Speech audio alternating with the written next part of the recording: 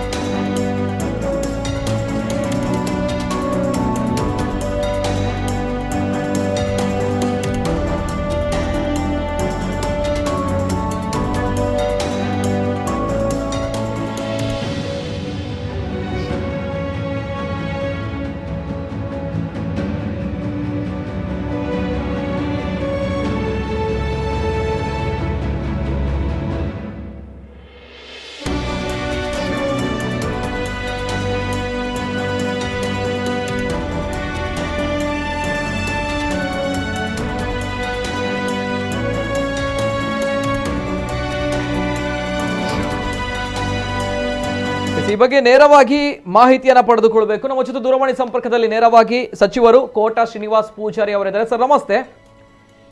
ನಮಸ್ತೆ ಸರ್. ಸದ್ಯ ತಾವು ಇವತ್ತು ಗೃಹ ಸಚಿವರನ್ನ ಭೇಟಿಯಾಗಿ ಮನವಿ ಸಲ್ಲಿಸಿರುವಂತದ್ದು ಬಹುದಿನಗಳು ಅಥವಾ ಬಹು ವರ್ಷಗಳ ಬೇಡಿಕೆ ಇರಬಹುದು. ನಮ್ಮ ಕರಾವಳಿ ಭಾಗದ ದಕ್ಷಿಣ ಕನ್ನಡ ಉಡುಪಿ ಜಿಲ್ಲೆಯ ಹಿಂದೂ ಸಂಘಟನೆಗಳು ಅವರ ಮೇಲಿದ್ದಂತಹ ಸುಳ್ಳು ಕೇಸ್ಗಳನ್ನ ಹಿಂಪಡೆಯಬೇಕು ಅನ್ನುವಂಥ ದೃಷ್ಟಿಯಲ್ಲಿ ಈ ಹಿಂದೆಯೂ ಕೂಡ ಗೃಹ ಮಂತ್ರಿ ಆಗಿದ್ದ ಬಸವರಾಜ ಬೊಮ್ಮಾಯಿ ಅವರಿಗೂ ಕೂಡ ಹಿಂದೂ ಸಂಘಟನೆಗಳು ವಿಚಾರವನ್ನ ಹೇಳಿತ್ತು.